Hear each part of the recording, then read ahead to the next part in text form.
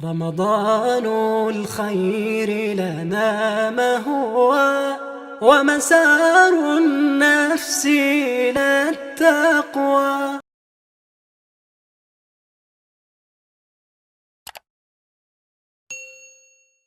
Bismillahirrahmanirrahim.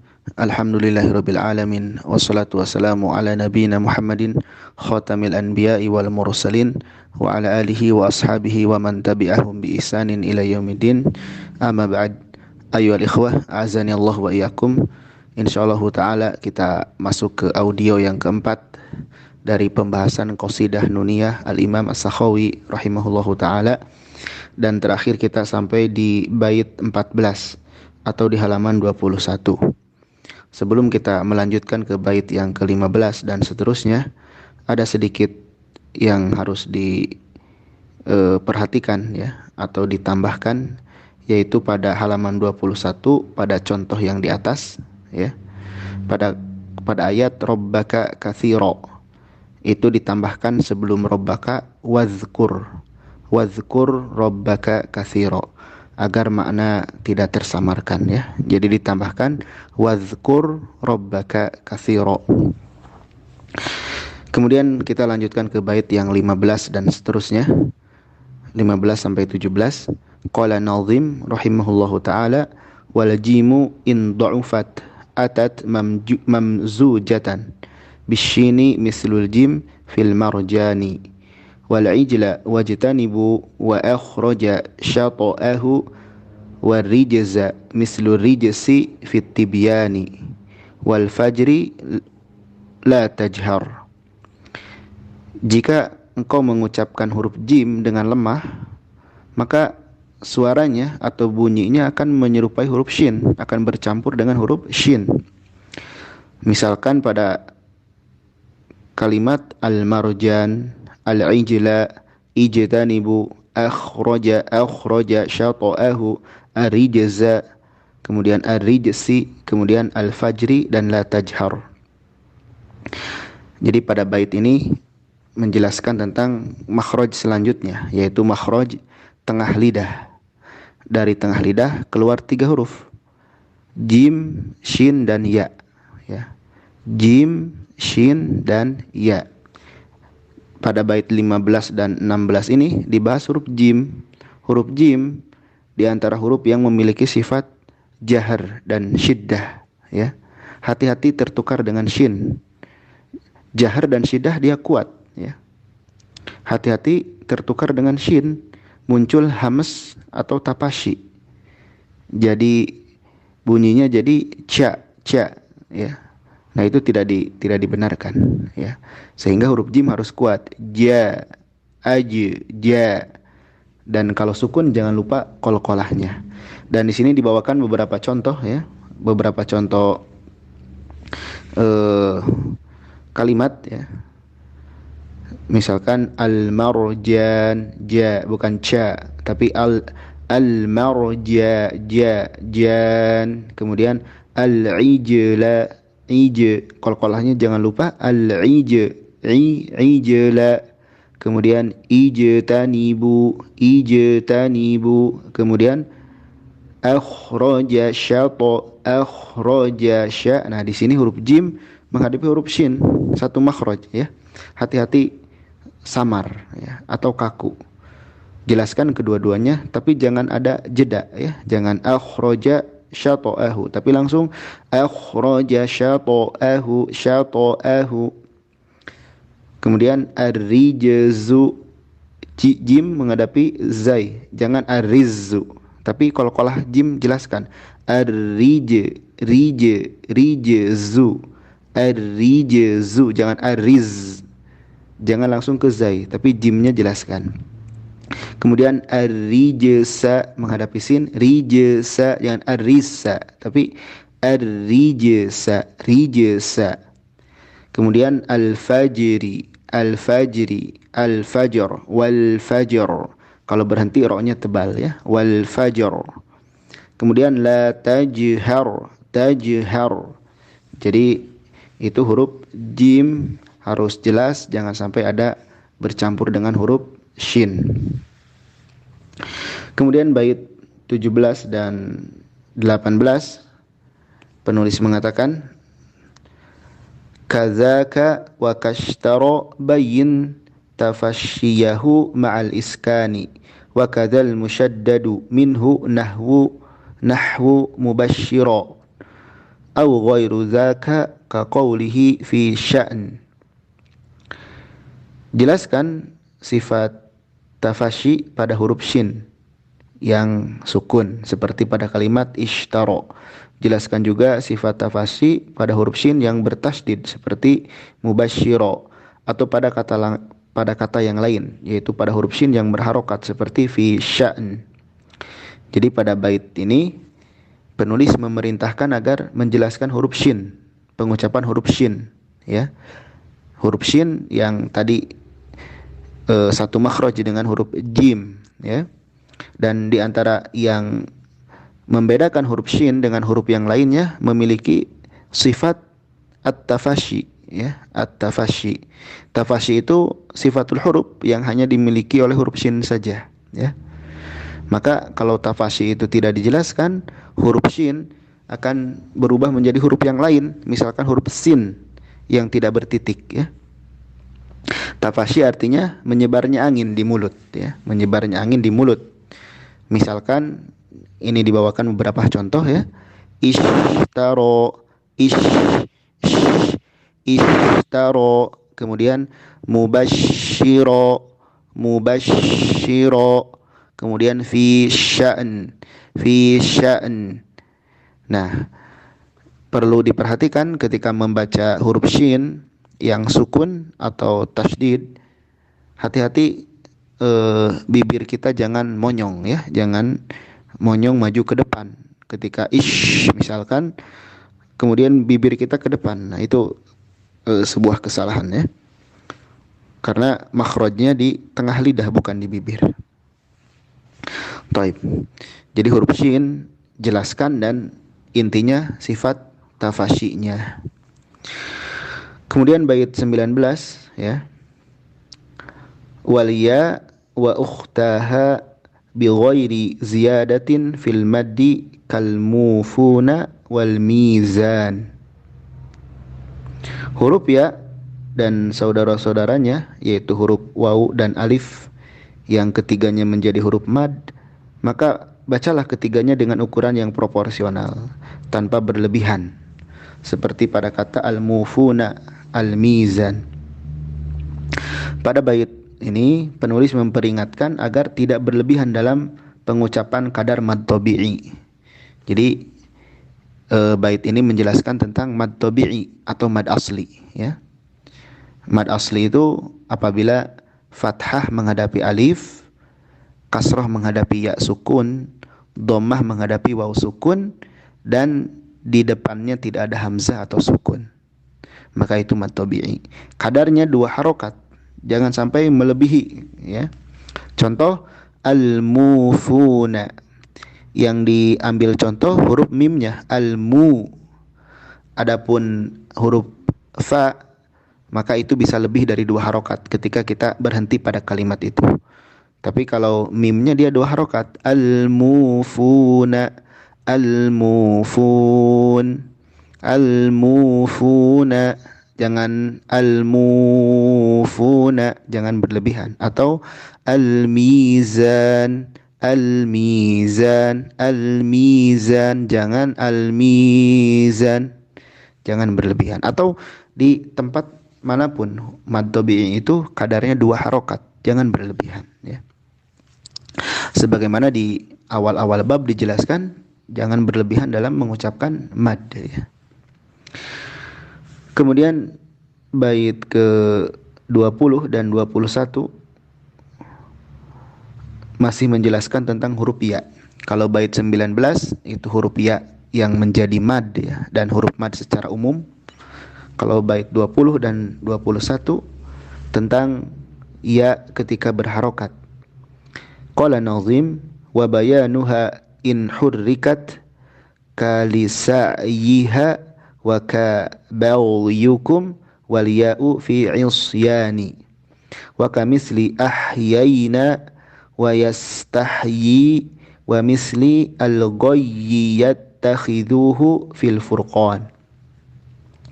Jelaskan pengucapan huruf ya yang berharokat ya.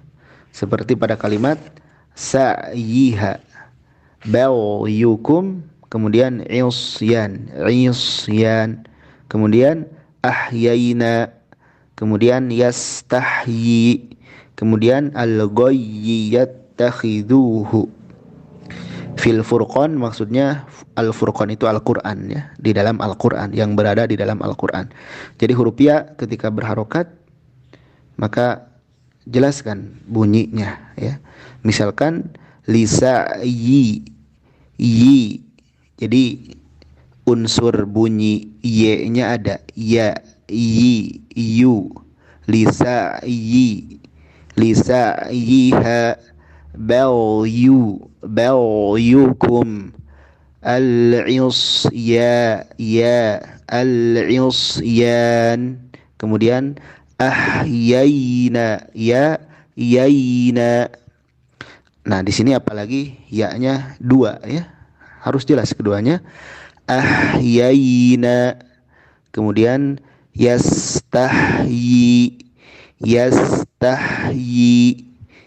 kemudian al-ghayyi yattakhidhuhu, ghayy tasydid ya-nya, ghayyi ya, ghayyi yattakhidhuhu. Nah, ini harus lebih jelas karena dia huruf ya dua bertemu dalam kalimat di dalam Al-Quran ya. Karena huruf ya kalau tidak jelas maka dia menyerupai hamzah. Misalkan lisa iha, i jadi hamzah. Lisa yi, jadi jelaskan ya-nya. Bagyu, jangan bagu kayak hamzah ya. Taib, itu huruf ya yang berharokat. Kemudian bait 22 ya.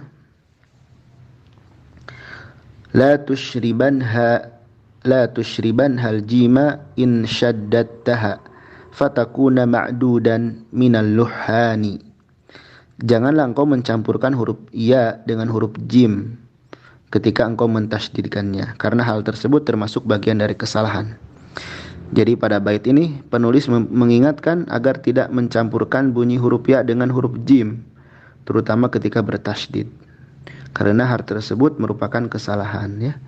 Karena mencampur huruf kesalahan. Contohnya iyyaka, jangan ijjaka. Iyyaka na'budu wa iyyaka nasta'in. Mungkin di lisan kita, lisan Indonesia jarang ya huruf ya menjadi jim. Tapi di sebagian lisan itu ada huruf ya menjadi jim. Ijjaka, mestinya iya, huruf ya-nya dijelaskan.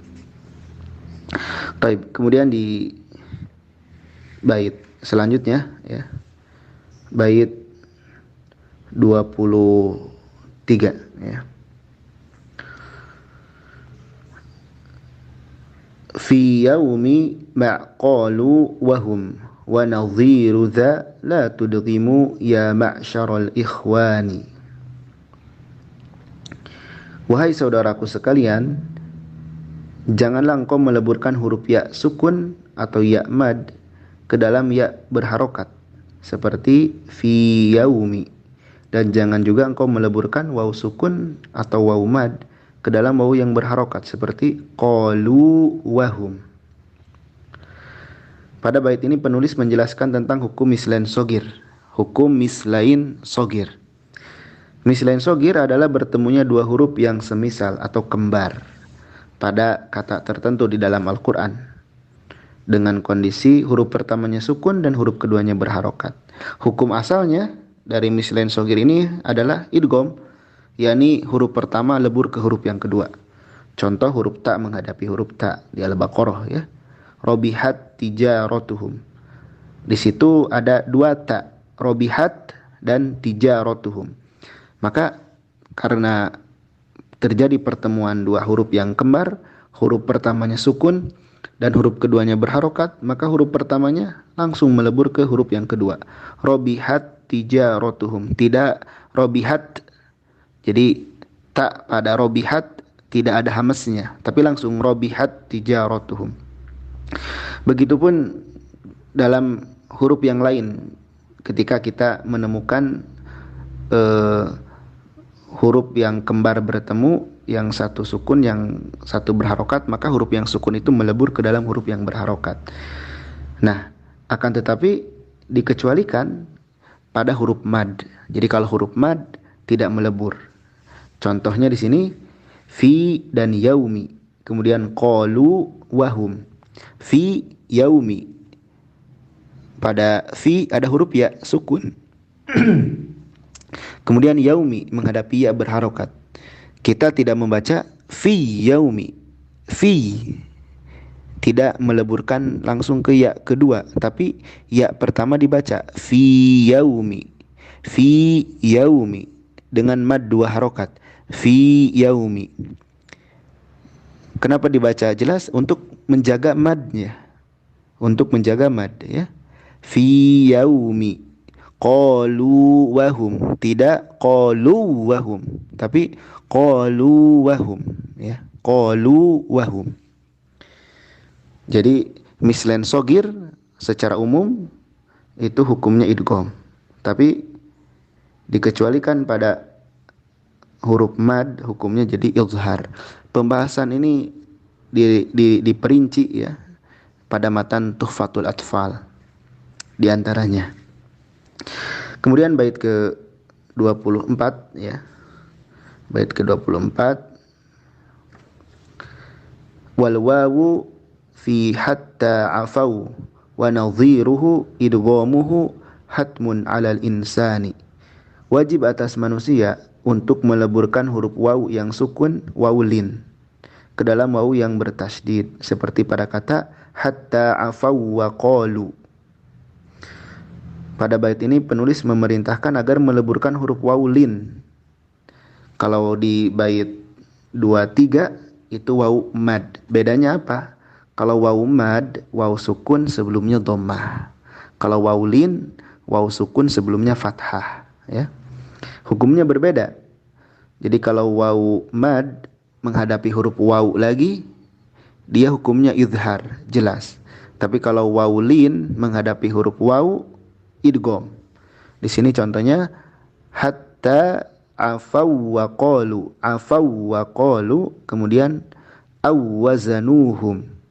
Hanya dalam idghamnya tidak boleh ada gunnah, tidak boleh ada dengung, tidak boleh hatta afau wa qalu, tidak boleh seperti itu. Tapi langsung hatta afau wa qalu,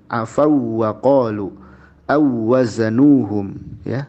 Tidak ada dengung, tidak hatta afau wa qalu, tidak seperti itu, atau awwazanuhum, tidak seperti itu, tapi langsung. Taib, bait 25 sampai 27 ya. Dan seterusnya, yakni sampai sekitar bait 33 ini menjelaskan tentang huruf dod ya. Menjelaskan tentang huruf dod.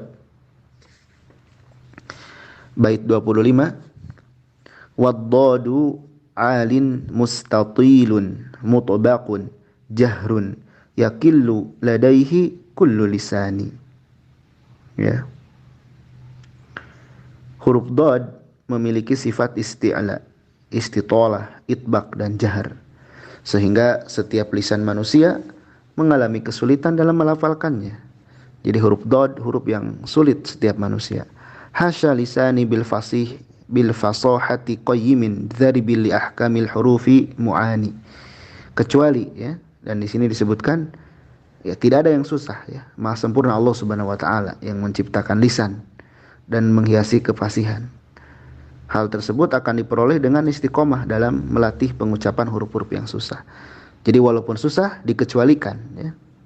Karena orang yang berlatih itu akan bisa ya, walaupun awalnya susah ya. Jadi dikecualikan yaitu orang yang berlatih ya. maka akan mencapai lisan yang fasih. Kam ramahu qaumun fama abdau siwala min mufakhamatin bila irfani. Betapa banyak kaum ya, atau betapa banyak manusia yang berusaha mengucapkan huruf dod yang fathah, tapi malah tidak sadar mengucapkan huruf lam yang tebal ya. Dod tapi menjadi lam ya. Jadi misalkan ad-do jadi Allah, lo, mestinya do, tapi malah jadi lo ya. Nah, jadi huruf dod merupakan huruf yang susah ya, karena terkumpul padanya sifat-sifat kuat. Sehingga kalau ingin benar harus latihan dengan bertalaki kepada seorang guru ya, dan terus berlatih. Kemudian di sini disebutkan di halaman 26, Al-Imam Ibnu Jazari berkata di dalam kitabnya An-Nashr, kata beliau, tidak ada huruf yang sulit bagi lisan selain huruf dod. Maka lisan manusia berbeda-beda dan sedikit sekali yang bisa mengucapkannya dengan baik ya. Nah, di antara kesalahan yang sering terjadi dan banyak tidak disadari adalah mengganti huruf dod menjadi huruf lam ya. Misalkan waladhdallin, ad-do jadi walallo itu lam, mestinya waladdo ad-do ya. Huruf dod dia memiliki sifat istitalah ya. Makhrajnya memanjang, ad-do. Tidak langsung ad-do, tapi ad-do ya, makhrajnya dari sisi lidah. Ad-do. Di antara kesalahan juga ya, mengganti huruf dod dengan huruf to atau huruf zo. Misalkan waladhdallin jadi to atau jadi zo, waladhdho. Nah, itu kesalahan juga ya.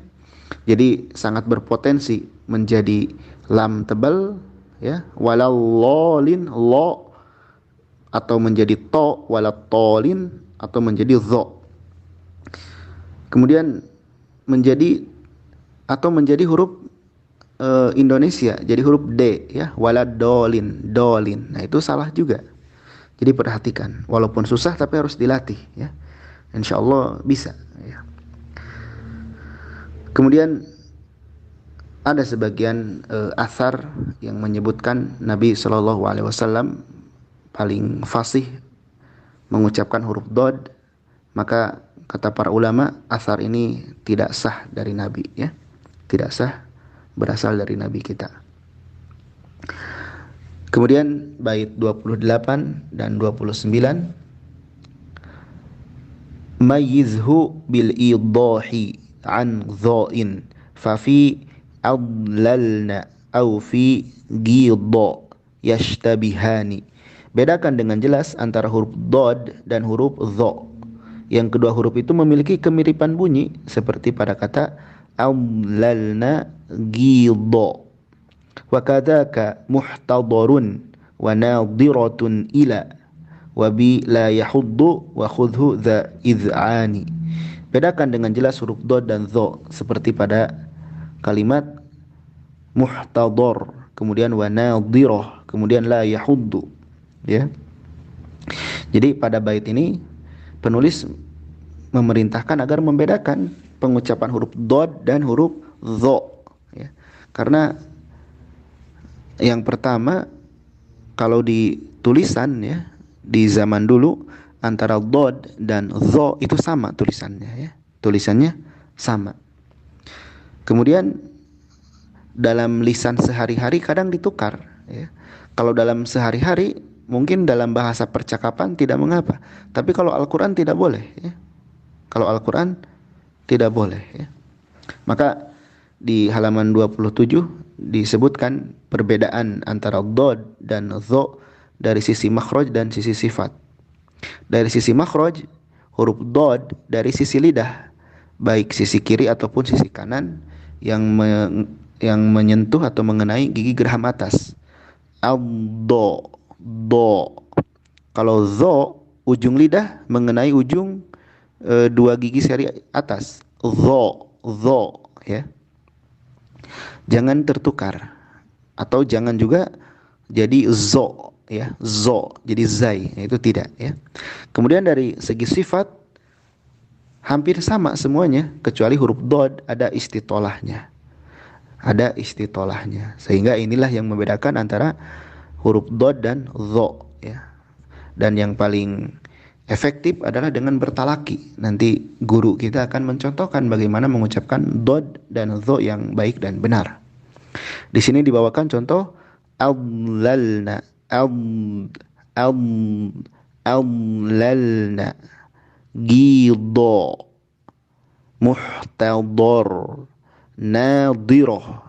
Surah Al-Qiyamah, nadiratun ila wujuhu yawma idin nadirah ila rabbiha nadhirah. Jadi ada kalimat yang sama, hampir sama tapi beda. Yang satu dod, yang satu dho. Nah itu bedakan, ya, karena artinya beda. Kalau nadhirah itu berseri-seri, ya. Kalau nadhi pakai dho, nadhi artinya melihat, ya.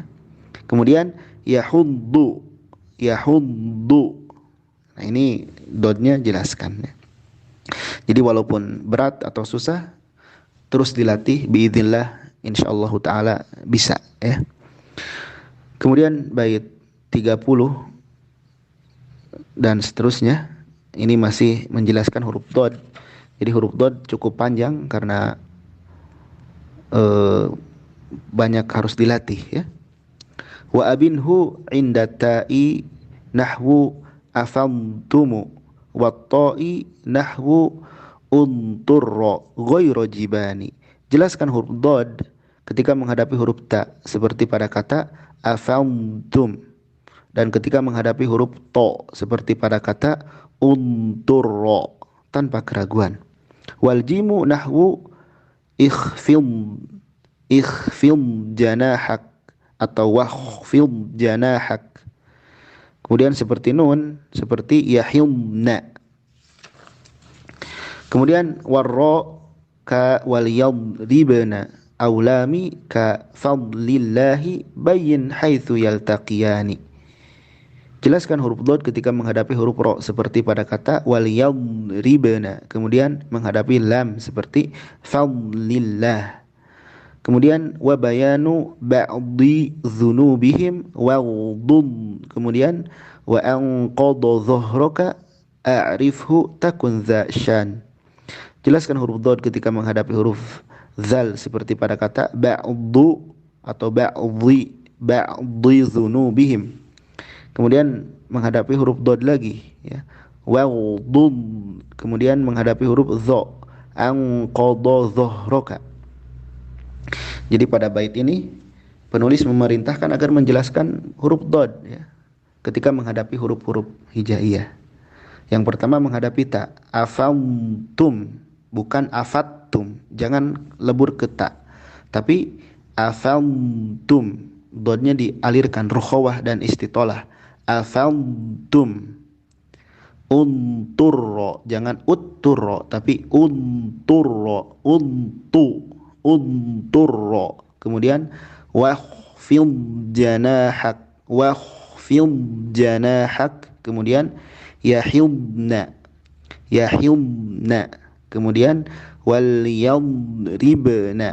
Kemudian fadlullahi ba'dhi dzunubihim. Jangan ba'dhi dzu. Huruf zal jangan jadi dha, ya, tapi zal tipis. Ba'dhi dzunubihim. Kemudian waw tipis, goin tebal, dod tebal. Waw dun. Kemudian anqadha dhahrok, ya. Jelaskan perbedaan keduanya. Taib. Alhamdulillahirabbil alamin wa sallallahu ala nabiyina Muhammad. Subhanakallahumma wa bihamdik asyhadu an la ilaha illa anta astaghfiruka wa atubu ilaik. Wassalamualaikum warahmatullahi wabarakatuh. حياك الله وبياك